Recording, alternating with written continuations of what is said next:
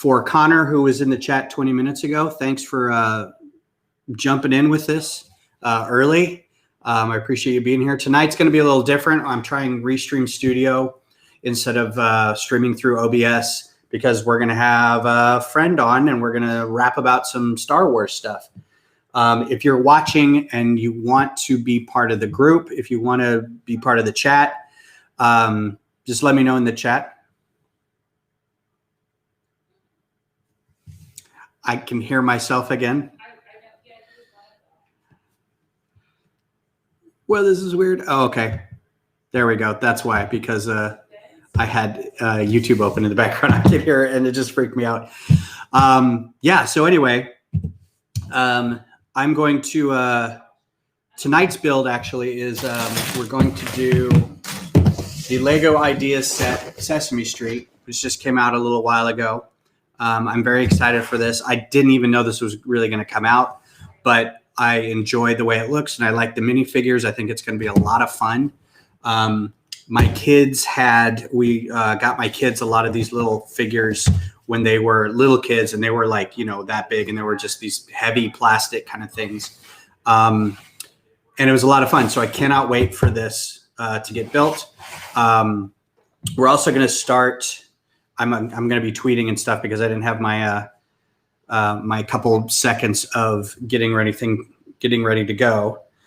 So give me 1 second. I'm also going to have my friend Meredith on, and she is a longtime friend, longtime Star Wars fan who we're going to talk about the Mandalorian.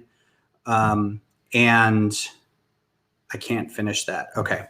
So she had questions about stuff and was saying, a couple of us on Facebook were saying, you know, even if you read up on it, it's still a little confusing. Like the history of Mandalorian people and whatnot is not an easy thing to follow.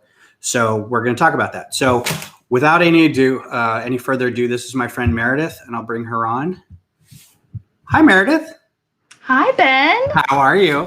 Good. Thanks for having me. No problem. Thanks for being here. We've got like 0 people watching right now, except Kodiak's in. Kodiak's always good for a Twitch follow. Thanks for being here, Kodiak. Nice. Yes, thank you. No music, so we got to fill an hour and a half to 2 hours with talking. I'm up for the challenge. While I look for my recent tweet that says I'm doing this and then to go live. So while I'm also going to kick on my build camera. So now we've got, oh, schmancy. Look how fancy and technical. We are living in the modern age. I tell you what, so you're going to watch my phone while I do this. So the most recent episode of The Mandalorian was out last week. The next episode's coming out tomorrow. And oh, I didn't know that. Oh, yeah. Have you seen the first episode of season 2, yes, otherwise known as Chapter 9? Up. You're all caught up. Okay. So, I've got to switch accounts here. I'm going to, I cheat with this and get more views because I'm watching myself out of a couple different Twitch accounts because this is such a niche channel that nobody, if they stopped by, they'd be like, wait a minute, what's going on? Like what? Yeah. So also beverage of tonight for anybody who cares. It's a milk stout. It's a 512 milk stout with Cascabel chili. So it's a creamy yet spicy beverage. And I've had one already and they're fantastic. So nice. We're going to crack into the set and we're going to crack into some questions and talk about the, Beth says hi, by the way. Hi, Beth. I'm a little sad because I kind of ruined this set a little bit. The box, at least. I try to keep the ideas boxes around a little bit. On it? Oh, there's a little bit of ripped paper right here. There was an incident with some coffee, and I spilled coffee while I was trying to get this box out of the trunk, and the box basically landed in the pool of coffee. So I'm not too happy about that, but it's all good. Oh, this is also the free gift for anybody who cares. This is the free gift that you get with over $35 purchase, I guess. It's a hidden side. Looks like a skeleton with a crash helmet, and he's being launched out of the cannon.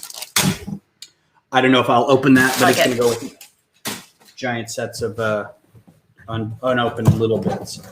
So while we're opening this box, Meredith, why don't you tell us what you think of The Mandalorian so far, the first episode of season 2? Oh my God. Of season 2. Okay. I love it. This is, I hesitate to say my favorite Star Wars thing ever, because number one, Star Wars is amazing and they put out so much good stuff. But number two, I'm also not very good at picking favorites of anything. There's just so much good content in the world. How can you pick one thing? Right. But it's totally my favorite. Like, it's so good. Yeah. I'm a fan of Westerns. Like, I'm a huge Western fan. My dad, growing up, we watched a lot of Westerns. Silverado, Rio Bravo. Silverado's legit. Totally it's really good. Oh, it's so good. And this is quality Western content. I mean, it's a Western in space. It's just sort of missing the humor, most of the humor, Firefly, but it's generally the same idea, which I love. It does have that small Western kind of junky backwater planet feel to most of it. Mm-hmm. And also it's like sort of sparse storytelling, as well as a sparse universe, which I love. Yeah, it's very like minimalistic. you said, it's backwater. Yeah, it's very minimalistic, and they're not afraid to have really short episodes if they don't have enough content to, do a long episode, which I really personally appreciate. I hate filler. Like, just, if you can tell your story in 18 minutes, great. Tell your story in 18 minutes. So I personally appreciate that. But back to season 2, episode 1, I loved it. I've already watched it times. I actually have The Mandalorian season 1 playing right now in the background. Excellent. I was shocked. It was shocking for me anyway. You mentioned I'm a Star Wars fan, but I don't delve into the extended universe as much as I would like to. I have read the Timothy Zahn novels, and I've seen all the films, of course, and this TV show. Into the animated series at all. I know there are multiple additional books and comic games, and I haven't touched any of that. So if you guys had an idea of what was going to maybe happen, I was totally surprised. So first you see, number one, again, backwater planet. By a guy who is in the animated series, though, the voice of Darth Vader. But according to the USA Today site, Biden. Hang on one second. I'm sorry. You just come walking in here while we're having a conversation. I'm sorry. No, go ahead.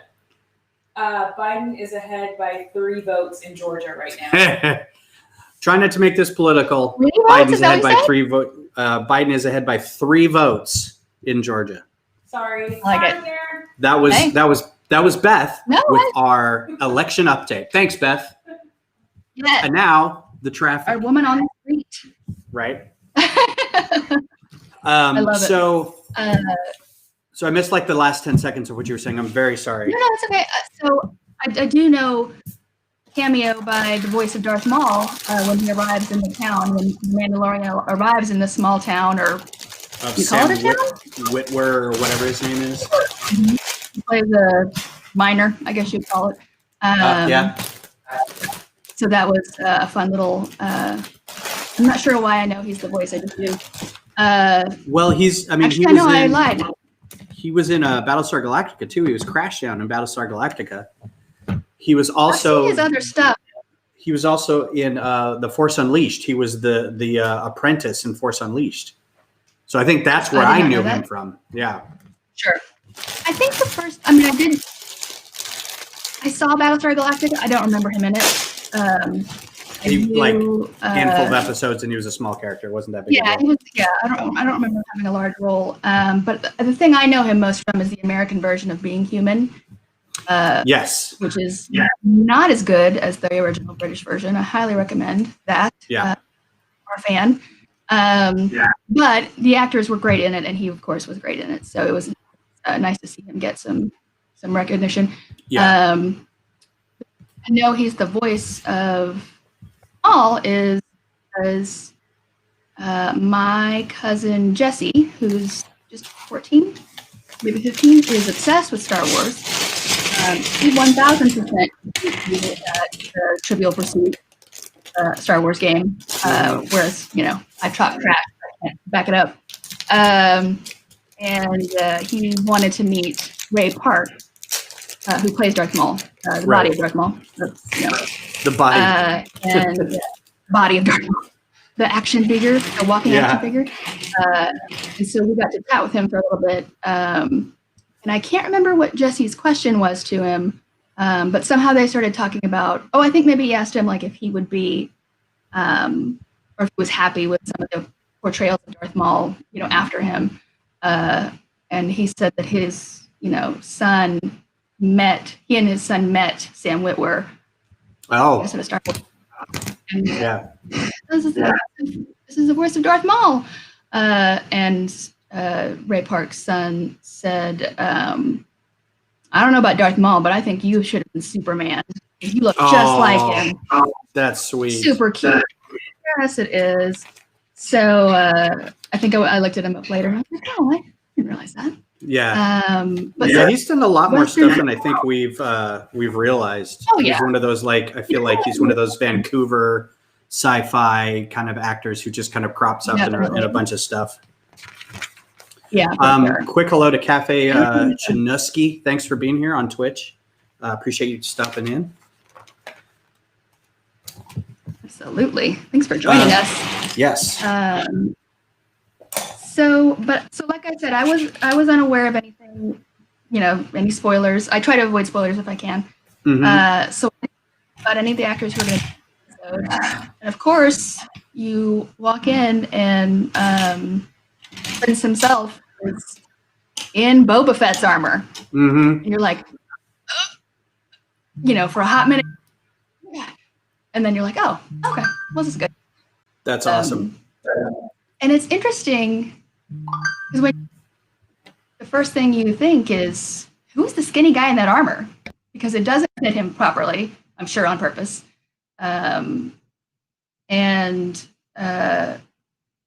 As you go forth and find out that he's the marshal of the town and how he got the armor, it just seems like a nice deep cut, I guess, for people that really care. My parents love this show. They don't know anything about Boba Fett. Like, they don't care who Boba Fett is. They've seen the movies, but they wouldn't say that bounty hunter who put Han Solo in carbonite, Right. They wouldn't know that.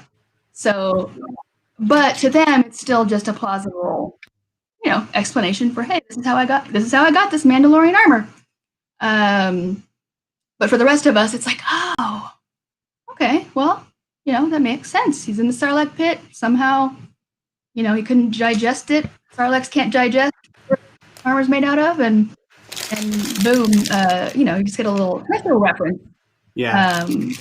And some more insight into what I'm confused about, which is, what is a Mandalorian? I don't entirely understand. I guess I understand part of the concept. I think our friend Tom, I think our friend on Facebook really summed it up well, was that, and Chris, my friend Chris is on Facebook. I don't know if this set's worth it yet. I just opened it. So we will know either by the end of this hour and a half or so, or maybe Sunday. Right now, I've just made Big Bird. So this is as far as we've got so far. Look at how cute Big Bird. Oh, precious. With his little striped legs and everything. The question of one of my streams is having disconnection issues. Oh, yeah, it's probably this. It's my build camera. So we'll just do this for a little bit. I'll try to get the build cam back up. I was ideally trying to make the build cam or my other laptop the the build camera, but it doesn't have a good network connection. I can't hook just a Cat 5 into it. I got to do it anyway. It is, as far as I know, and this was an answer somebody gave, and Beth and I were having this conversation too. The Mandalorian sect, creed, peoples is akin to Judaism, as far as, I mean, in a frame of reference that we have, in that you can be a Mandalorian from the planet Mandalore, or you can believe in the Mandalorian creed and become a Mandalorian. But there is this big history that the problem that Star Wars runs into all the time is that they throw a cool thing at the screen in a movie, and then don't give any 2 cents about it. But then a whole thing blows up around it. Right. Exactly. And now they have to develop a story about who Mandalorians are, right? Right.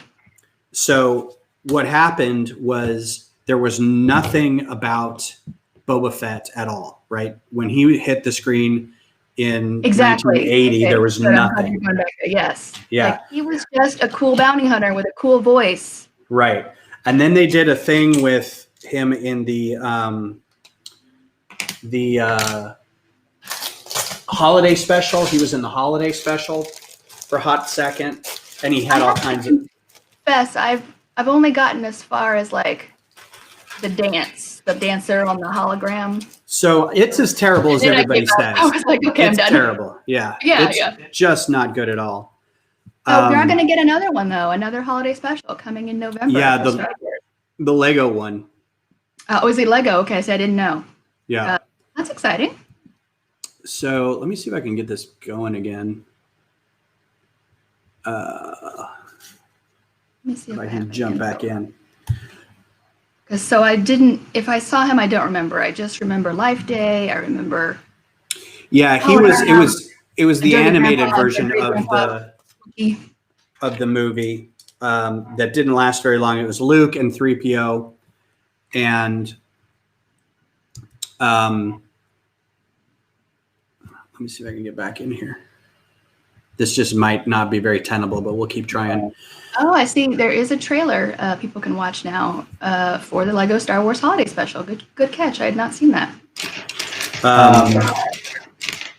Oh, wait. We're going to mute that. Otherwise, there's going to be feedback.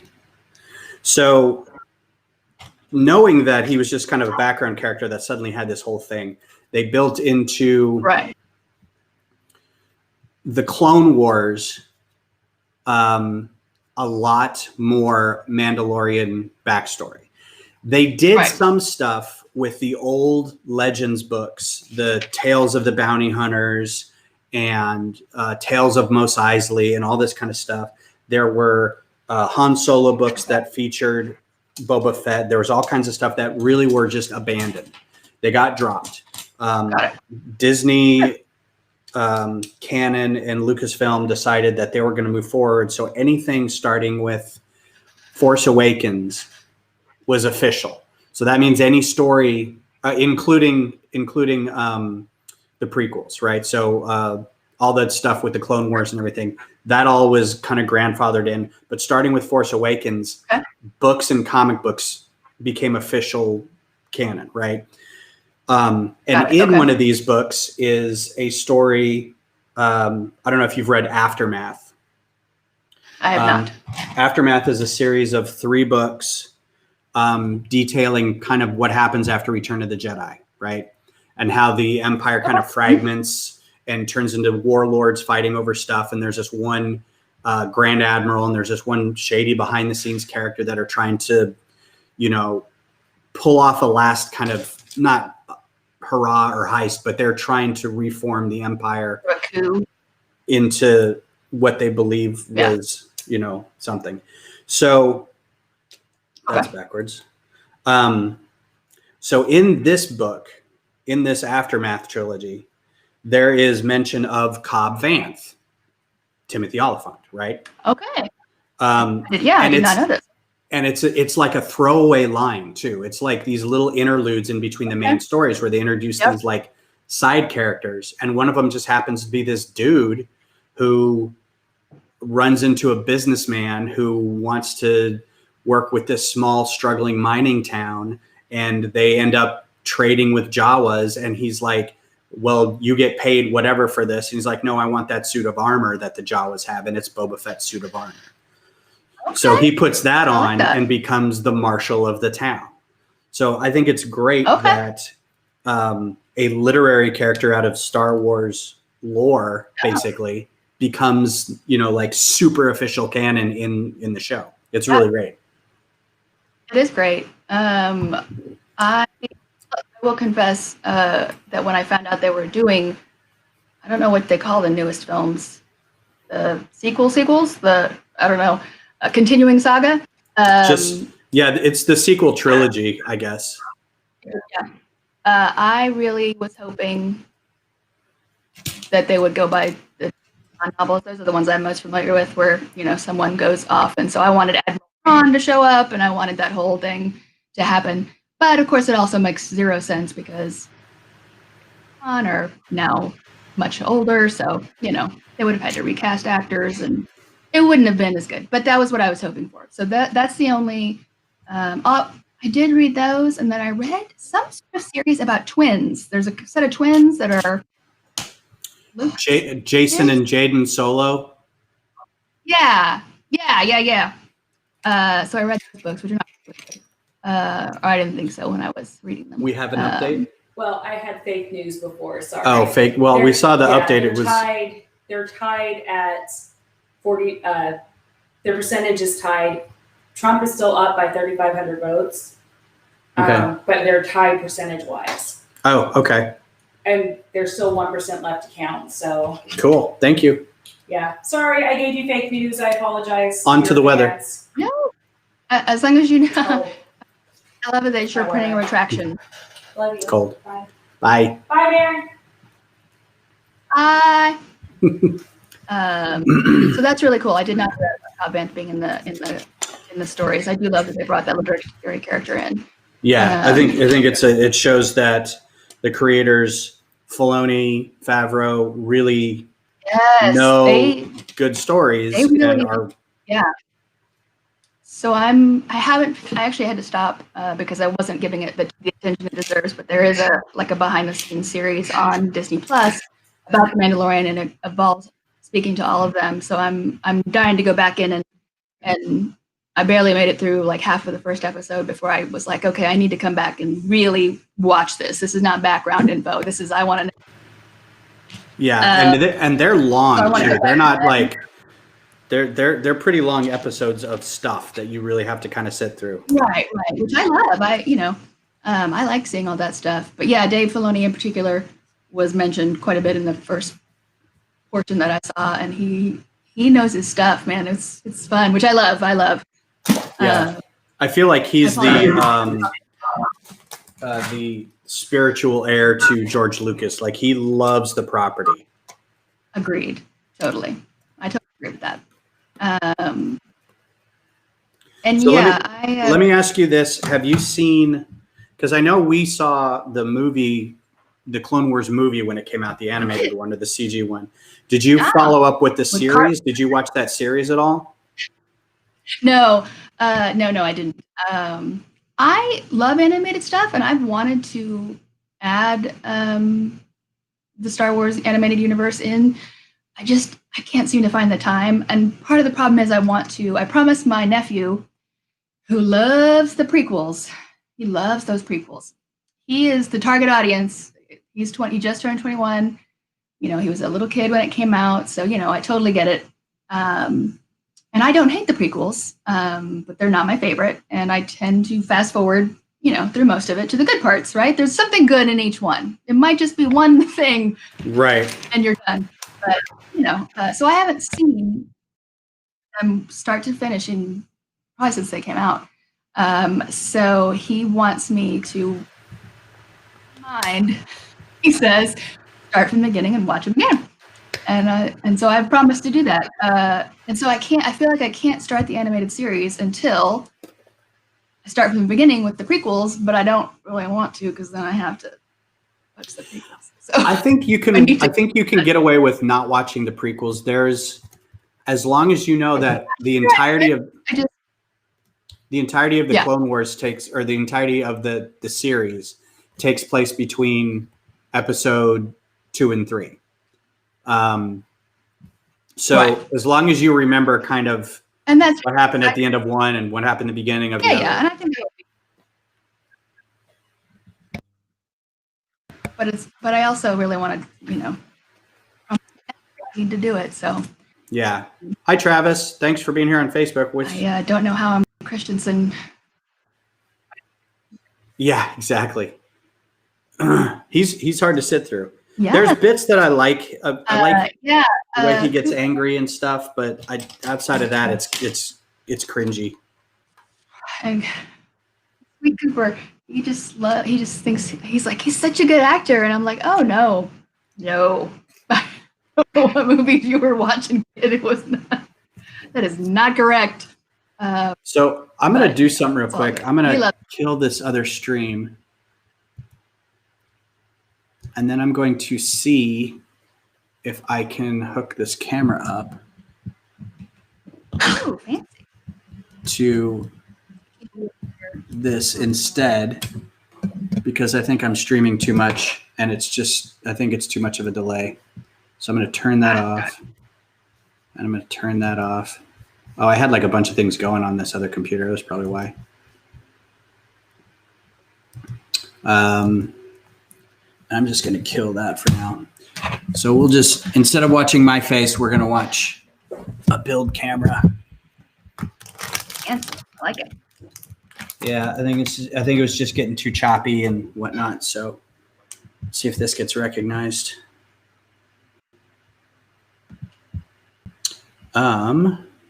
Video resolution, video input.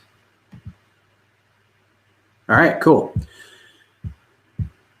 So, and this just may go a little better because now I feel like if we're not stuttering and jumping over each other, we might be able to converse a little better. I don't know what you're talking about. I love talking to your blank face and then realizing that you can't hear me.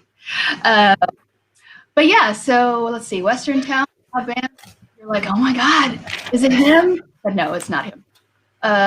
So honestly, and I remember in either the episode 8 or 9, either 9 episodes of season 1. 8. Mandalorian. I think it's 8. 8. I found out that Mandalorian is not a race, it's a creed. Although he does mention at some point in the first season, he says, well, weapons are a part of my religion, which he must mean literally, right? Yeah. You're saying, if you can be born on Mandalore, but if not, you could be a foundling, you could be you could convert, so to speak. Right. So here's my big question, and I feel like this is something that, again, you kind of have to be more aware of the extended universe. Is Boba Fett a Mandalorian? Because apparently there is some controversy that he is not a Mandalorian by birth or creed. He just wears the armor. So is that something you're familiar with? Because I had no idea. Well, this is why I brought up the have you seen the Clone Wars TV show, because there is, or Rebels. The other one is Rebels, if you've seen that. There are entire swaths of stories that deal with this exact situation. Okay. There's whole arcs that go to the planet Mandalore and talk about who the Mandalorian people were. There's a lot to it. It goes back in Legends itself before the Clone Wars story took over. Hi, Johnny G. Thanks for being here. Yeah, I can't wait to get it done a little more. Right now it's a street. So, but thanks for being here. We're talking Mandalore. We're talking Boba Fett and the Mandalorian. So in there wasn't actually a whole lot in Legends, but in the cartoons, they go to the planet Mandalore, and it is an actual planet of people called Mandalorians. Okay. People are born there, people live there, people die there. The race is, at the time we meet them, a peaceful race. They have a warrior past, but the current, I want like administration, I guess, but the current ruler, Duchess Satine, Star Wars names. Love it. She is a pacifist, and she's trying to remain neutral during the Clone Wars, right? Okay. But there is a warrior past to Mandalore, and there's a faction that has broken away from this pacifist group and is trying to reclaim that. So these two factions are kind of at odds. The warrior group kind of sides with the Empire, or at the time, not the Republic. Not the Republic. Okay, got it. That becomes the Empire, and then later they side with the Empire, and the Empire ends up purging Mandalore. They like wipe out all the people that live there, despite the fact that they had an agreement, and they had an alliance. And then what's left is the warrior people and whatever is left to flee into the galaxy and become what we see in the show, The Mandalore. So they are now just a tribe of people. So there are very few actual Mandalorians left. Okay. Those that do exist are, like we kind of find out, they're more of a creed, but they're kind of following the old warrior path than they are the peaceful, just a peoples from this planet kind of thing. Right. So I guess that leads me. So as of the Mandalorian series, is the planet Mandalore gone? Does it exist, or is it Aldron style hoof and or what's the deal? It has been at some point before the Clone Wars started. There was a great Mandalorian civil war, which rendered the surface of the planet kind of desolate. It was inhospitable, and they lived. The remaining peoples lived in these giant domed cities and a lot of underground stuff. After the Clone Wars happened, there was this thing called the Great Purge, in which the Empire came and basically almost wiped out all of Mandalore and its people. So it's not that there's nobody on the planet. It's just that, honestly, nothing's really been said, and we don't really know. Sure. But my guess is that it was probably like an orbital bombardment, and it just rendered the planet lifeless, and nobody could live there. Right. That's my guess. Sure. So I mentioned that the armorer, who is probably my favorite character, I love her so much. I definitely want to learn how to make armor so I can be the armorer at Comic-Con. She mentions that the Great Purge. So that was not something I was familiar with. I didn't know if that was. Well, that was something that wasn't mentioned before that at all, before that episode. Like, there wasn't a lot of, nobody really knew. Yeah, that was newly mentioned at that point. Okay. I love that. I guess the Great Purges happened, and the people that are left they're mostly Creed Mandalorians. Maybe not too many birth Mandalorians. And they're living in coverts, which I have got to Google. I know what that word means. Yeah, it's like a small hidden tribe kind of thing. Got it. I figured that was what I was sussing out from watching the show. Yeah. But he mentions that he's looking for more, so he thinks that there are more of them. Yeah, the ones that we find on Navarro are just that few. I don't know, 20 or so. I don't know how many there officially were. Yeah, not a lot. So there's got to be at least a few more. I'm curious to know how he plans to find them, because it doesn't seem like they have a connected system of any kind. No, and that's one thing that I kind of like about Star Wars too, is that despite their technological advances, there always seems to be this sort of lack of Right. knowledge and communications across systems where, only 30 years have gone by and suddenly people don't remember the Jedi. Right.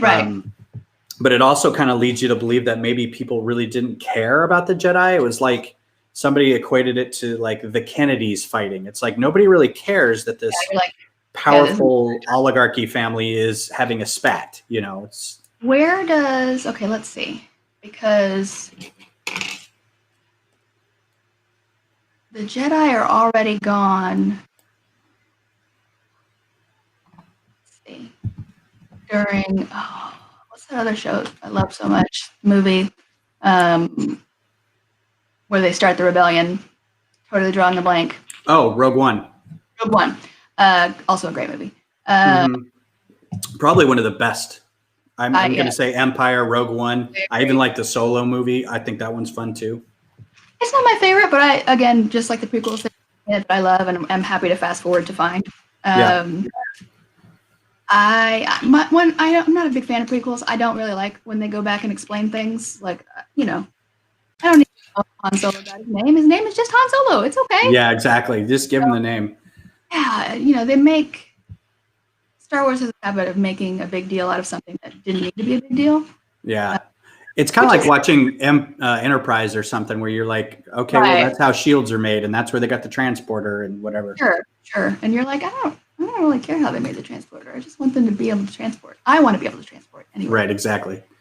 But anyway, but yeah, I really am interested to find out how he's, going to find more. So I guess we could even back up to the season finale of the first season. It seems like Moff Gideon's bad guys have come down into the dirt, decimated the remaining Mandalorians in that covert.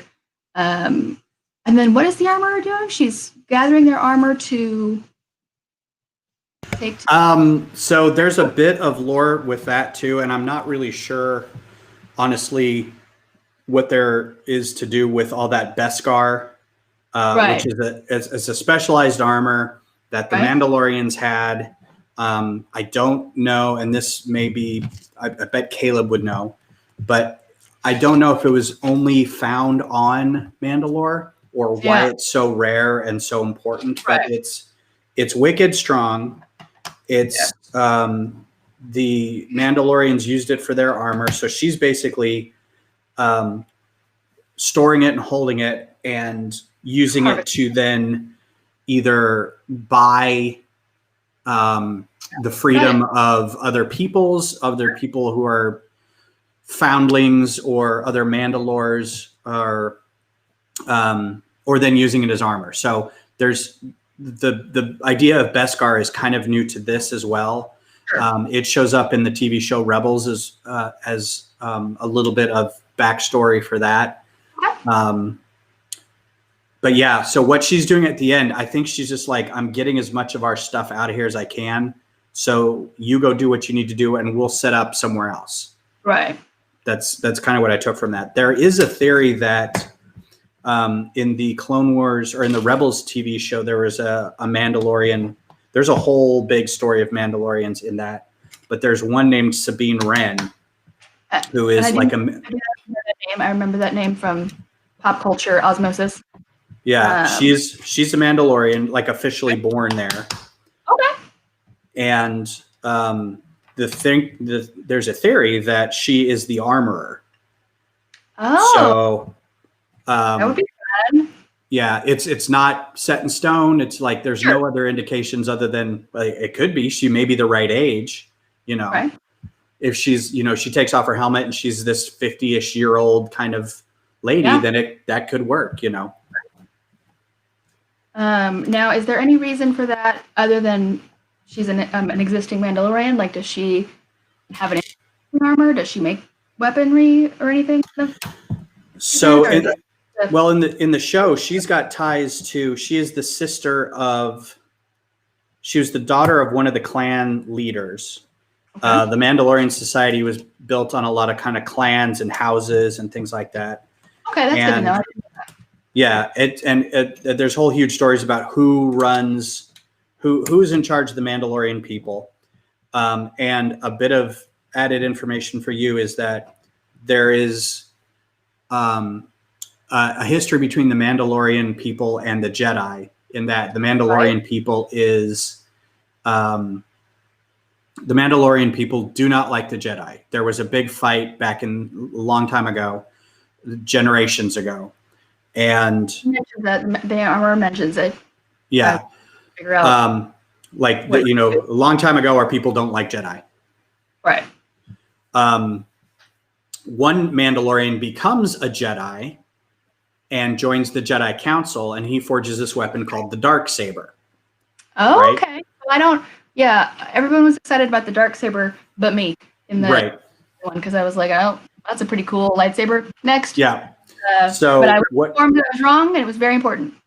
So what had happened is, after he forged this, he went back to Mandalore, and basically whoever was leading the Mandalorian people at the time was in possession of the Darksaber, so much that it became the thing that the person who ran Mandalore had to have. So if you just suddenly had it, you were in charge of the Mandalorian people, right? Okay. And at one point, Darth Maul had the Darksaber. Okay. There was a big fight. He had killed the current clan leader, and he became, for a short time, the leader of Mandalore. Okay.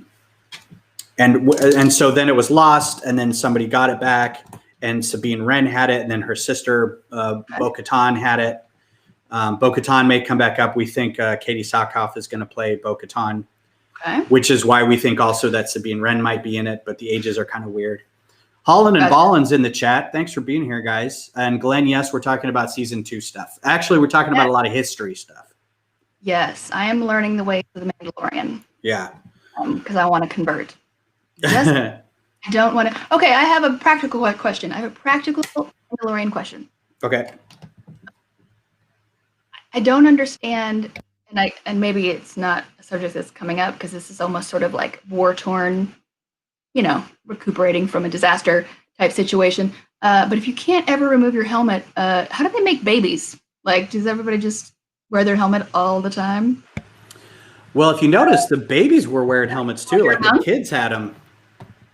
Yeah, and he said in episode 2, I think, of season 1, she asks him, when was the last time you took off, you didn't have a helmet on? And he said, I wasn't much older than those kids. And he was pointing out, to the small children playing with Yo-Yo, Baby Yoda. So, yeah, you can apparently join at a very young age. You can take the oath, whatever that oath is, at a very young age, which is interesting. And I mean, it's just a subject that's not come up. Has it come up anywhere else? I'm curious, No, the whole... it's on Mandalore before this was... The whole idea of this is the way and taking off your helmet and that kind of stuff is really not... I mean, because before this, we've seen 2 Mandalorians. We've seen Boba Fett for like 30 seconds at a time. We don't know anything about him. We see Jango Fett, and he's taken off his armor all over the place. Mm-hmm. So we're just like, okay, we don't know much about it. Well, and that again was my confusion, or I guess one was Jango Fett a Mandalorian? So there's debate about that too, and there's even debate within the people in Star Wars. There was the characters within Star Wars, because during the Clone Wars, which take place after Episode 2, somebody brings up to like the Pre-Vizsla of Mandalore at the time, or basically the leader of Mandalore at the time. What about Jango Fett?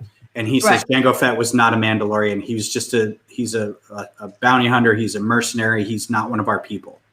Gotcha. We don't know where he got that armor. If he is. So there's a theory that he got it. The Mandalorian system comprises the planet and like 2 or 3 moons, and the moons also have their own kind of societies with them. One of the moons being the people that live there is a bit more warrior-like, and the sect there is called the Night or Death Watch. Death Watch, yeah. Yeah, and so the thinking is that he may have come from one of these other moons. Okay. So he may be a Mandalorian officially, may not be. Right, we don't know yet because it's just, again, a blurb, a one-off, in one episode of a cartoon. And I'm sure they'll find a way to either necessarily retcon it or fix a hole in the information, which is what kind of Star Wars does best. Is just fill holes. No, I'm teasing. Yeah, I'll be curious to see what they say because, you know, if Jango Fett is not a Mandalorian by birth or creed, and you just, you know, stole the armor or whatever, you know, we think of Boba Fett. I always think of Boba Fett as his son, but it's really not. It's his genetic clone. Yeah. So, while of course you can become a Mandalorian via creed, whether or not is a born Mandalorian, Right. some outcome on what goes on with Boba Fett. So I think it's kind of like, again, I'm going to go back to the being Jewish idea in that he probably is as Mandalorian as anybody left. Sure. Because there aren't a whole lot of them. Right. After whatever purge happens, and if he's not around after that because he was killed in episode 2. Right. So Boba Fett is ideally the last one that we know about. And it's kind of like, well, if there's not a genetic link to any of these people anymore, what makes the people as it is if there's no actual genetic markers going back to any of their ancestors or anything? What would count and what wouldn't? I'm very curious to see because I'm pretty good at avoiding spoilers. Did not expect to have that one last lone person on the hill in the end of episode 1, season 2. Yeah. Turns around and I was like, it's Boba Fett. Yeah. So, and I think it's funny because had he not, the only thing that he's played is in real life is he's only played Jango Fett, but he's given the voice to the remasterings of Empire Strikes Back and Return of the Jedi and whatever. Exactly. A move which I don't approve of, but also do approve of, like just because I liked Boba Fett's original voice, it was sort of slimy and yeah, I did too. Which I thought was funny because you're supposed to be afraid of him. Everybody's like Boba Fett, and then he's got this funny voice, this funny modulated voice, but it totally makes amazing sense in terms of continuity and storytelling to go back and have Tamara Morrison. Is that his last name? Yes. Go back and do that. So, I do appreciate that. Oh, no. Spider down. Spider down. Oh, man. He's gone. Oh, no. What happened? Hey, this is great because I'm not on camera. I can keep talking and go down underneath my table with my flashlight and nobody cares. That's true. I was not a fan of them removing his voice as well. I thought Boba Fett's voice was perfect. Yeah, And I'm really kind of bent out of shape that they replaced it. But I mean, I get it. I also get the reason they replaced the Emperor in Empire Strikes Back. I get it. Yeah, exactly. Same. The last time I saw the original series was on VHS at a friend's house during a hurricane in 2000. It would have been between 2000 and 2006, and he had the original on VHS and had a VCR to play them. And it was amazing how easy it was for me to remember like muscle memory almost. Mhm. And to see the actors and not have that weird replacement of Hayden Christensen Ugh, as Darth Vader. get me started on that now too. Anakin. Yeah. So yeah, I'm not a fan of them going back and remastering them. However, if you're going to do it, storytelling wise, continuity wise, it makes sense to do it. Mhm. So I do appreciate it from a continuity. Yeah, and there are some things that totally made sense, like updating spaceship effects and putting what's his name? I can't remember the actor's name now that did the Emperor. Ian McDermott. McDermott. Thank you. Yeah. Putting him in it is fine. There's just the goofy bits that they put in with like the farting animals and the dumb droids, and just it's like I hate the dumb droids. I hate them more than anything. Roger, you right in the face. They're not my favorite. Yeah, but no, I'm not one of those people. I'm not one of the fans. Oh, how cute is that? little spider web with a spider in it. Wait, is that included, or did you just put that in there? Oh no, I'm just following instructions. I like it. So I'm not one of those my childhood people. Like, it's his work. He can do whatever he wants with it. I can appreciate it, or I can not appreciate it. That's up to me. But no one else has control over how I feel or can retcon my childhood. I do hate a lot of the changes that he made and things he tried to explain that didn't need explaining, like freaking. Yeah, that was. But I'm not mad about it. I don't sit around crying about it all day long. Right. And I don't shot first. I don't care who shot first. That is the dumbest argument to me. If people are like, and I get that they changed it. I know Han shot first. Have you seen the weird edit he's got on Disney Plus now? I have not. No, I haven't. I have not seen that. It not only did they muddy it even further, but now Greedo shouts this weird word like right before he gets shot. I'm sorry. McClunky. Yeah, or McCluskey or something. Yeah. Yes. I watched it. I was like, what just happened? How does it? Yeah. And it was so funny because I feel like the hype before it was like, oh, we're gonna explain. Nope. Mm-hmm. No, don't care. Australian Lego fan, thanks for being here. I'm doing fine. We're just talking Mandalorian, Star Wars stuff, and building Sesame Street. What test results are you waiting for? Hopefully it's not something bad. So yeah, if I were to suggest something for your Mandalorian viewing pleasure, I would highly suggest, at the very least, some Clone Wars episodes and Rebels. I know that it's not your favorite era, but Clone Wars starts off. Star Wars. Yeah. And I have heard how good the animated series are, so I am interested. Yeah. It just, takes me a while to get started, but I do plan. I will probably tackle it this weekend, actually, because I'm very interested now. Honestly, now that Boba Fett has shown back up is what prompted it, because even though season 1 of The Mandalorian kind of explains it's now a creed instead of a race, or it could be a race. Could be what's left of a race. Right, exactly. It didn't really matter to me storytelling wise, I guess. And I think that's the kind of the genius of it is like the yes, backstory really doesn't matter. All that matters is the going forward part of it. It's really true. My parents, for example, I use them a lot because they are not nerds, but they like nerd things. So they love Harry Potter, and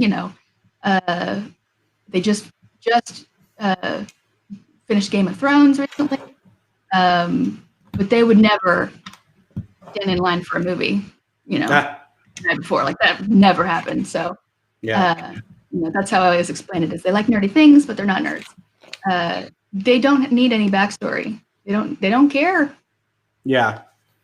And I think that kind of differentiates a lot of people between nerds and not nerds, or, people who are really geeky about some things. It's like, I do want the backstory. That's, For sure. I live for that kind of stuff. I don't mind backstory. I don't necessarily like it when they go back and re-explain things that can get explained, but I like expanding on a universe. I'm with you there. I love that they're expanding the universe. What are those things? This is, I just kind of show off the extra bits that we got. So bag one's extra bits, nothing really major. Do you keep them for future? I mean, I just put them, I just store them with all my other stuff. All your other bits and bobs. Yeah.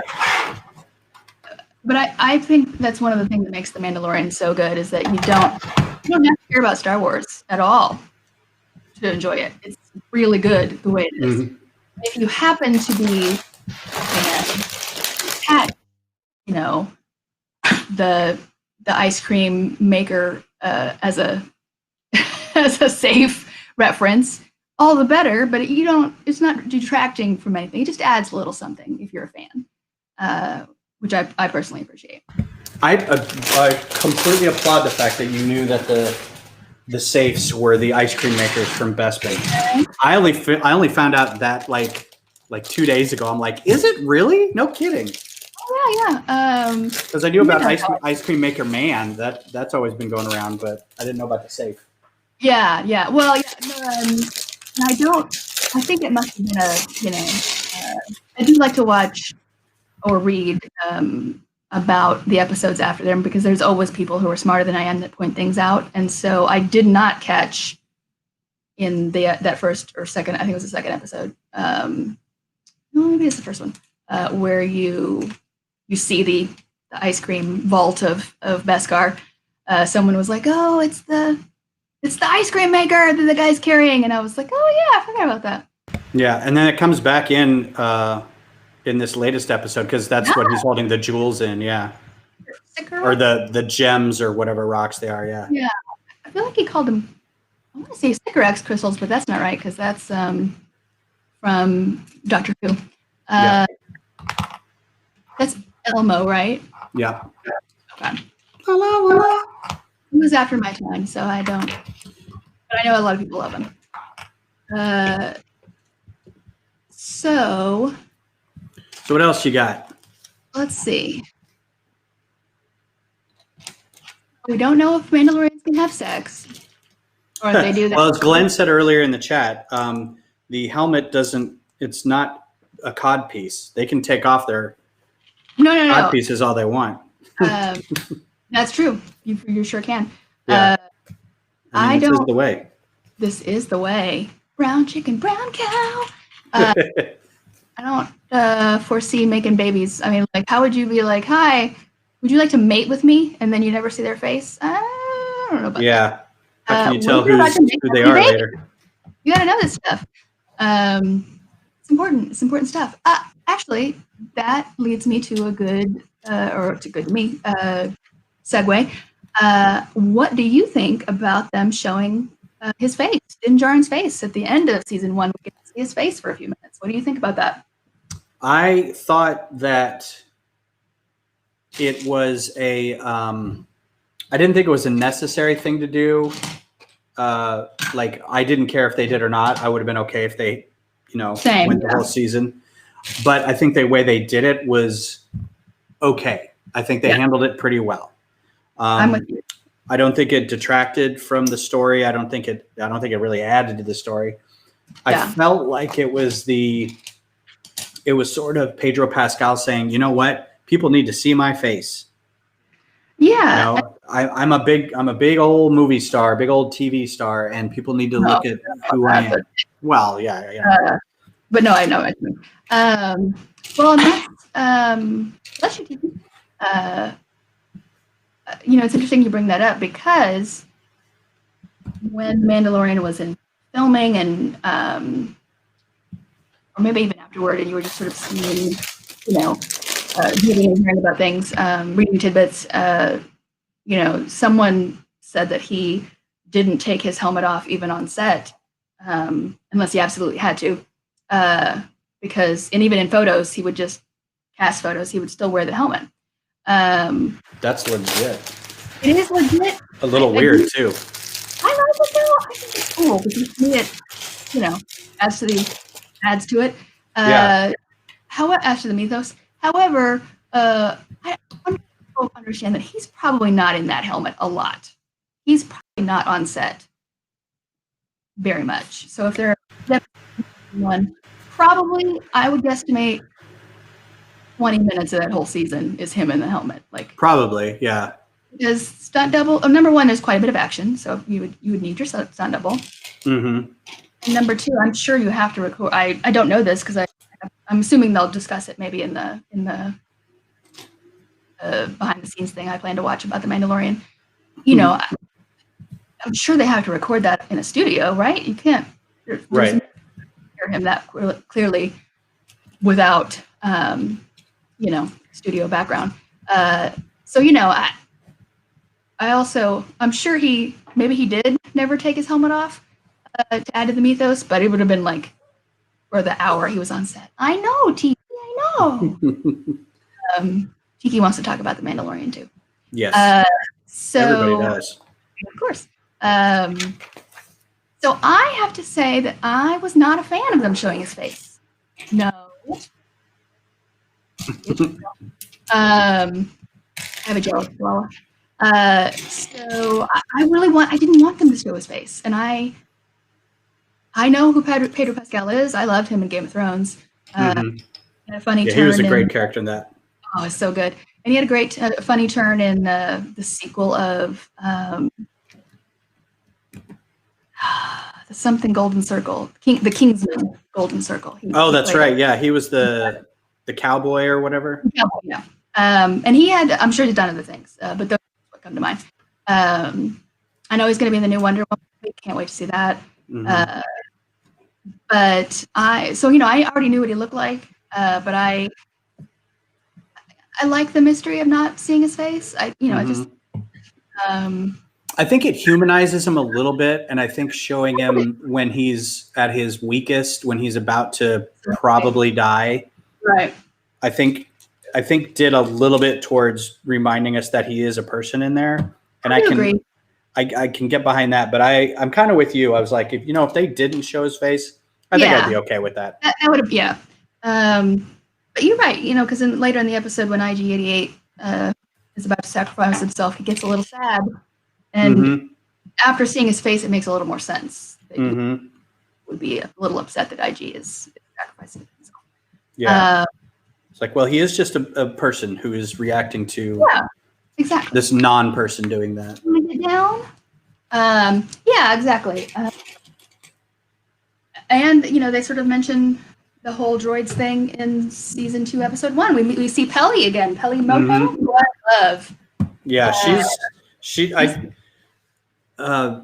Amy Sedaris is not one of my favorite actors for some reason, but I love her. Everything she's in, I love. But then when somebody says, "Oh, Amy Sedaris," I'm like, "Oh, okay." But then every time I see her, I'm like, "She's amazing. Why don't I just like?" Anyway. I got. Wow, here's a little Tiki. Oh, Tiki Watch. What's up, Tiki? Hi, Tiki. She's great. Because she's great in it. I love her. Her episodes are my favorite. But he's kind of like, okay, maybe droids aren't that bad, and so it kind of helps, like you said, to humanize them a little bit, because you understand after hearing about the Night of 1,000 Tears, I think is what the armorer calls it. Why he hates droids so much. It totally makes sense. But then also, like any other person, you can be swayed, right?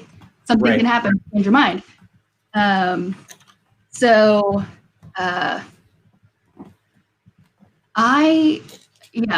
be fine if they never showed his face again. I don't know how many times they could come up with a reason, an excuse to show his face. It feels like the first time we watched like the 1989 Batman, where it's like the whole idea was he was hiding his identity, and the first pretty girl that comes along is like, "Oh, I'm Bruce Wayne," and it's like, dude, you've been doing this for like a year, and you've already, So if they were to do it again this season, it's like, dude, come on, you've been going on and on about taking your helmet off, and this is, This is the way. Can't show my take off. and now you're just taking your helmet off for everybody who comes along. For anybody. So I wanted to add a little bit of trivia for you because I just kind of found this out myself, and I don't know why I didn't get it. In Rogue One, when they are on Jeddah, if you notice the people who are the worshippers of the Wills, Guardians of the Wills, yeah. The Guardians of the Wills, there are some who maybe, I think in the background, I'll have to go back and watch, who are wearing those red robes. And so when we see him in his flashbacks as a kid, and his parents are wearing those red robes too. So there's some thinking that his parents were not really Force users, but possibly Force sensitives, which I thought was kind of an interesting bit. Yeah, very. Because and if that turns out to be true, they sort of mention in season 1 a couple of times, or sort of infer that they only go out one at a time. So like, basically the only one who ever leaves the covert is Din Djarin, because he's money, because he's a fantastic bounty hunter. Right. Everyone else is kind of he's bringing money in for everybody. Yeah, and everyone else is stuck down there. I'd be like, we should rethink our strategy here. Yeah. If he were Force sensitive, it would also explain why he's such a good bounty hunter. Right. It could just be years of practice. But, especially in, and I don't remember the names of any of the episodes, but the one where they go to the ship and in season 1 and to rescue Twi'lek, prisoner of the Empire. Or no, I'm sorry, the Republic. He shows some serious skill. Oh, he does, yeah. And so, like in tactics and in firing his weapon, I mean, he does some different maneuvers, which is awesome. But if they don't plan to go back and explain, how he went from little boy lost to Mando, being Force sensitive would be. It would also explain why Yo-Yo likes him so much. Yeah. Because he can sense something about how he's like, hey, aligned or whatever. Yeah, he's got the midi-chlorians. He feel some of what I feel. Which I'm very excited to see how they're going to do that. I love the child. I love the Mandalorian. I love all these characters. But it could go really wrong. They could come up with a crap reason that this kid exists. Yeah, I'm waiting for that other shoe to drop because it's been so good up until now. Yeah, and unfortunately, is there a perfect television show? I don't think so. I feel like everything I've ever watched, there's something where you go, I don't know if I like it. I think West Wing was pretty close, but then like the last season, it was after the presidency, and it was kind of like, it's not like it wasn't good. You just kind of stopped caring because a lot of the characters switched out. And oh, sure. Yeah, that makes sense. Still well produced. But yeah, I get it. I'm waiting for it to become the average show that I know Disney can do it. I know they can ruin this show. I'm pulling for them. They ruined everything else. And again, that's another reason I love their willingness to have super short episodes. Like, don't put crap in there if it's crap. Just tell us the story, however short it may be, and move on. And I haven't seen like the run times on anything. I haven't looked at IMDb or anything to see if they've listed run times for the rest of the episodes, but the first one was already an hour.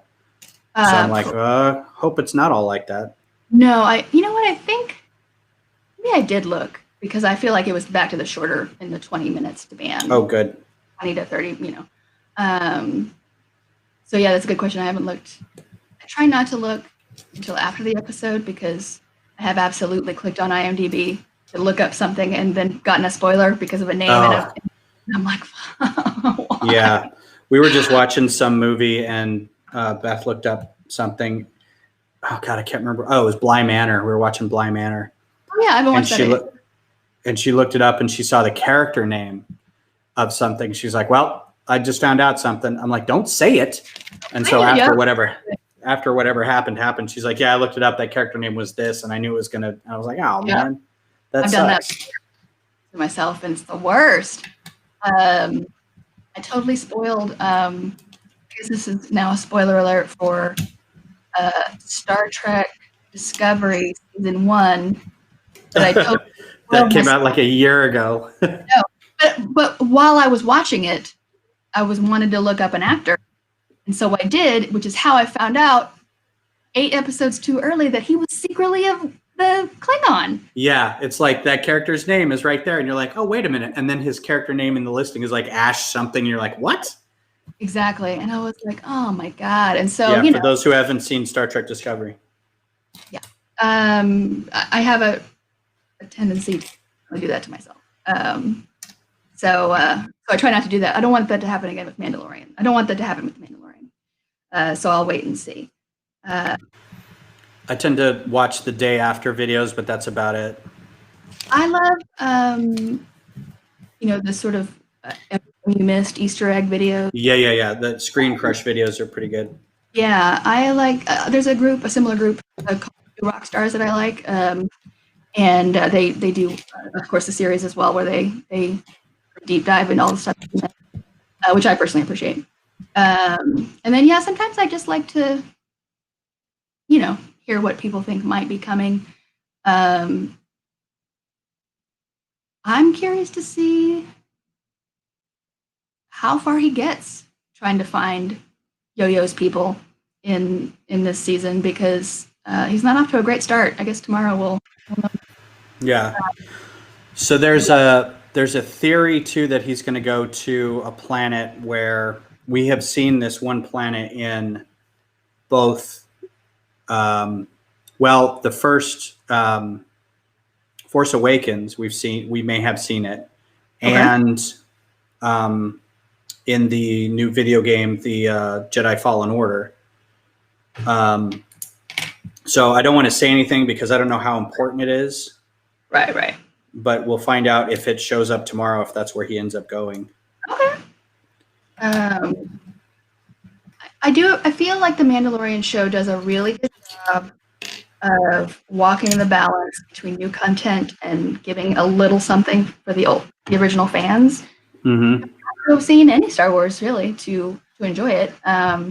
It just adds to it a little bit if you have. But they, so far, and granted we've only had a season and an episode, so far they have done a really good job of not putting in, something where you're like, why did you show that? I don't care about, Yeah, that little. I don't care how Han Solo got his name. I don't care who shot first, McCluskey. Yeah, I think the how he got his name. The rest of the movie was great. I love the rest of the movie, but I did not like that part. I was just like, come on. It's an example of the kind of stuff I don't like. Like, I don't care how he got his name. Like, yeah, it doesn't matter. Why are you explaining that? But I love the whole. I don't remember her name, and she had a great name. Who's the villain? Who's not a villain? She's actually revolutionary.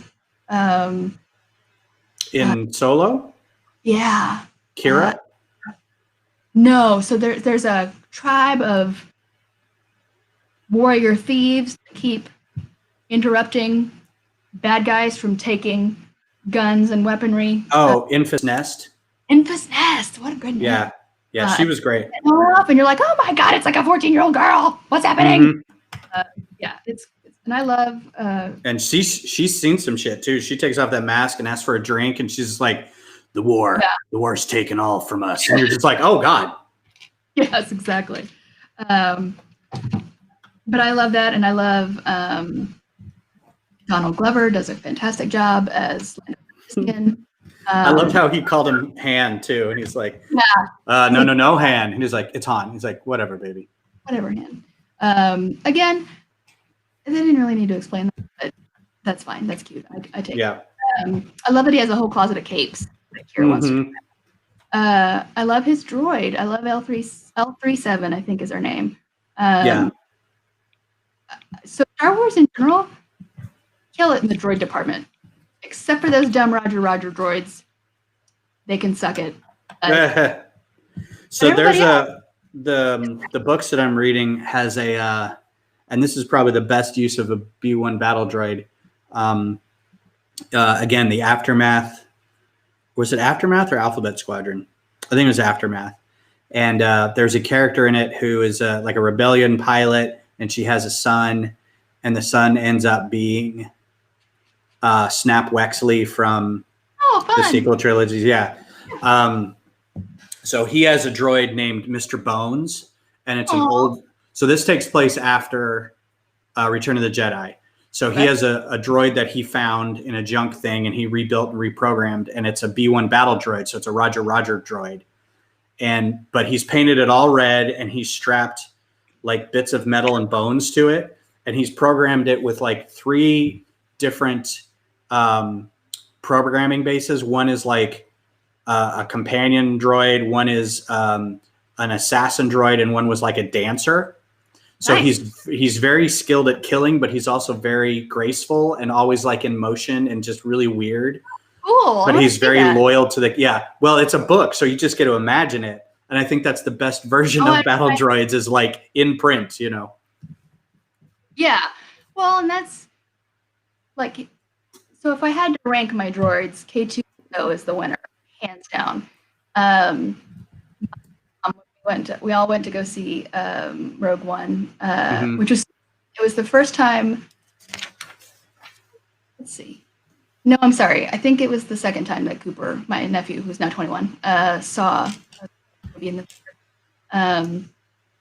But it was so fun sitting next to him as he starts to realize. Spoiler alert to anyone who hasn't seen it, but when you get to the end and then he starts to realize that they're all going to die, and he's like. Yeah. And I was like, no one's making it out of here. I'm not gonna make it.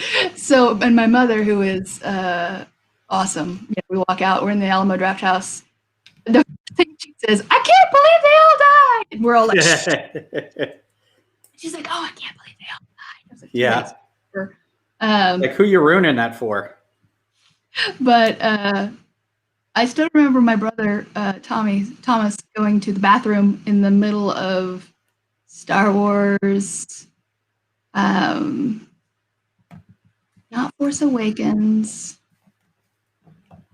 Last Jedi, and toward the very end, he had to go to the bathroom, and loose lip sync shifts because the 2 dudes next to him went the urinal were like, "Oh, spoiler alert, Luke's dead. He was a mirage, a hologram. He projected himself, and now he's dead." And he's like, "Oh well." Don't have to go back in there. And go back in. So when we see Rogue One, the other thing my mother mentions after spoiling everybody in the lobby that everybody dies, she's like, "I just love that K2SO. He reminds me of your brother Tommy," and it's very true. Like Tommy is very sarcastic and he's very dry. Very dry, and I love K2SO for being so dry. I think it's hilarious. I think it's funny that you say they are killing it with the droids, and it's almost like every droid that we see is dead.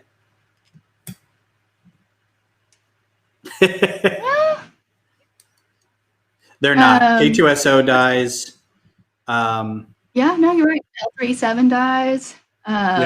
The most recent ones do anyway. That's true. I guess we could see. So we're 5 years after Return of the Jedi. Mm-hmm. And then, so after the series is over is when The Force Awakens would start, right? Is Rebels before? Is also before? Yeah, Rebels takes place like almost the same time as Rogue One. Like it leads into Rogue One like right away. So the stuff in Rogue One almost happens like right after what happens in Rebels. There's actually a lot, the Thrawn stuff you talked about. There's a lot of Thrawn in Rebels. He's a character in that.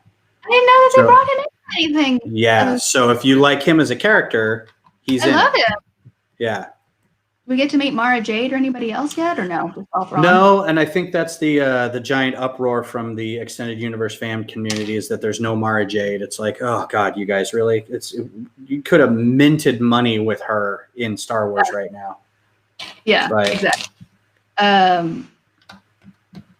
But you know, again, Luke is dead in the storyline, but he's also go back and play. And I'm not as much of a fan of the whole de-agifying people thing in the movies. It when it's a little piece, like in the beginning of Guardians of the Galaxy. I wouldn't consider this a spoiler, but you see young Kurt Russell. It's very brief. It's just to say, hey, he was a Ute. He was a Ute. Yeah. He fell in love with American Phil. Did you say Ute? Ute. I don't know where I got that from. That's from my cousin Vinny. Is it my cousin Vinny? Yeah, it's the judge. He's like, did you say Ute? Oh yeah, Two did you say Utes. the Utes? The two Utes. You know, so it wouldn't really make any sense to bring Mara Jade in now. Yeah. But you know, I guess is Rebels still going on? Is the show still happening? No, the Rebels ran for, I want to say it ran for 7 seasons. Really? Yeah, maybe 5. M. Productions, how's it going? Thanks for being here. Yeah, it ran for a while. It started off fairly childish. Like it was, hey, you're watching Disney XD, you know, kind of thing. And you're like, oh, pratfalls and funny stuff and shtick. And you're like, okay, this is kind of cool, I guess. But then as the show progressed, it got real weird. And then it got real, not dark, but I mean, it was heavily locked into the lore, right? Like they knew what they were doing. Okay. I like that. I appreciate and the Clone Wars started out kind of the same way because it starts off really kind of heavy and clunky, and you're like, oh God, it's Hayden Christensen, or it's not Hayden Christensen, but it's the Hayden Christensen Anakin is like fresh in your mind. Right. And you're like, oh God, this whiny little jerk. I do not want to see more of this guy. But Clone Wars Anakin is legitimately a solid character who you identify with and you cheer for, and he's really good. He actually, the guy who plays his voice is in Mandalorian. Right. He has a cameo as the live guard on the prison ship. Right, on the prison ship. Yep. Matt Laner. Lanter? Lanter, I think. Yeah. And I recognize him from, I want to call it Time Cop. That's not right. Time After Time? No, that was canceled. There's a great show that unfortunately got canceled called Timeless. I think they ended up getting to come back for like a mini movie or something. So they did the 3rd season, which I've not seen yet. I need to watch it. But he's fantastic in it. I'll have to check that out. Yeah, I really like it. It came out. Well, somebody suggested it to me too because we were talking about science fiction stuff. So yeah, it's a fun premise. You know, time travel. Some Elon Musk type has figured out time travel, and of course, the bad guys are gonna steal it and do their bad things with it. But are they the bad guys? So, you know, it's fun to see. You know, you have your core group of your Scooby Gang who are just trying to fix these time issues. What does the Time Bureau call them in Legends of Tomorrow? Oh, I don't even remember. I can barely remember what they're called in Star Trek. Yeah. Anyway, the anomalies. And it's fun to see, you know, because they go back to, you know, times that we're familiar with. They go to the Alamo the night, you know, before everybody dies. You know, they meet Clyde. They go to the Hindenburg. So you know, it's fun to see things like that. Yeah, I think I remember seeing a trailer for the Hindenburg one. And I think that's the first episode, if I remember correctly. That's probably why I remember that. While it was going on, or when it was about to, maybe sort of in the midst of it, there was another show that I was dying to see called Time After Time, which is also a film, which I have not seen, starring Roddy McDowell, if I remember right. Mm-hmm. And it's about Jack the Ripper. So H.G. Wells is best friends unknowingly with Jack the Ripper. H.G. invents his time machine. Jack the Ripper steals it. So now H.G. Wells has to hunt down Jack the Ripper. Sounds great. I'm like, yeah, it does. Good. Wasn't good. Oh, heavy on the idea, very bad on the execution. Yeah, like I really wanted it to be good. I don't think I've been so devastated to see such a bad. I just anticipated it too much, I guess. Yeah. So I recommend that one, unless you want to watch something terrible and be like, well, I can see why they canceled this after 2 episodes. It's a shame. I'm gonna have, apparently the movie. I think there's 2 movies actually. You know, a remake of itself. So I'll have to go about watching it, because I think that is a story I would like to follow. Is, you know, H.G. Wells going after Ripper. Yeah, I bet there's some really great fan fiction that sprung up from that, because that sounds like it's rife. Thank you. I concur. I mean, Across Time, so good. Again, stretching yourself into the Hindenburg and these other things. You know. But unfortunately, Timeless did also get canceled. But it got, I think, at least 2 seasons. And they announced the cancellation, and then they're like, okay, maybe one more thing. And so they got like a long episode, I think, or a mini movie, or it was a mini series to sort of try to wrap it up. But I haven't watched that. So I need to do that because it's really good. Cool. But that's how I know Matt Lanter. And then when I looked him up, because I like to look up the actors and shows that I like, is when I saw that he was the voice of Anakin Skywalker. Nice. So where does there's a Clone Wars movie, animated movie. Right, the one we saw. Right. Is that called The Clone Wars? It is. Real quick, the guest is my friend Meredith. We are talking about Star Wars and Mandalorian and whatnot. From what I remember, the Clone Wars is basically, the movie is basically a long episode. It's like a long first episode for what became the show. Okay. So it's just like the first kind of introduction to Anakin and Ahsoka and Clone Wars era General Kenobi, that kind of thing. Got it. Okay. I've only seen that movie the one time with you and your kiddo, so I would have to include that in my. Yeah, I would advise against it. It's terrible. I remember it being terrible. Yeah, it is. Your kid sat between us, and Cartman the Hat came on. I don't remember what his real name. Oh God. The voice. Zero. You and I both turned to look at each other in the theater. Your kids. We're like, when did Leslie Jordan become a hut gangster? We're like, what is happening right now? Yeah, it's terrible. I remember that, and I remember that it annoyed the crap out of me that Ahsoka Tano called him Sky Guy the whole time. Sky Guy and Snips, yeah. That doesn't come back up in the show that much. He still calls her Snips, which I think is fine. That's an okay one. But Sky Guy, I don't think comes up more than maybe 1 or 2 more times after that, which thankfully. Yes, I do not appreciate the Sky Guy reference. Yeah, it was not good. But the rest of the show is great, and it culminates in a really awesome season 7. So you have to stick it through to that. Yes. Now, and I'll have to look it up. Did I read somewhere that in pure why the hell fashion, like Firefly and every other show, is it out of order? Did I read that online correctly?